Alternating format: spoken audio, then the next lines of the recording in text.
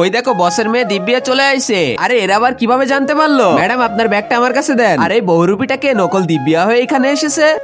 Baby এটা তুমি কি করতেছো? দিব্যা এটা হলো বসের মেয়ে আর এটা হলো আমার গার্লফ্রেন্ড দিব্যা। তোমার সাথে দেখা হয়ে খুব ভালো লাগলো। খুব তাড়াতাড়ি আদিত্য আমার হয়ে যাবে। আদিত্য আজকে তোমার রুমে আমি থাকতে চাই। তুমি থাকতে পারবে না। আরে ও তো বসের মেয়ে, আমরা মানা করতে পারবো না। দিব্যা একে গেস্ট রুম দিয়ে দেবো। আদিত্য গেস্ট রুমের আলোটা নষ্ট হয়ে গিয়েছে, আমি কি তোমার সাথে থাকতে পারি? এটা তুমি কি বলতেছো? তোমার যোগ্যতার ভিতরেই থাকো। দাঁড়াও আমি গিয়ে ঠিক করে আসতেছি। তখনই তো আমাকে জেনে শুনে ধাক্কা দেয়।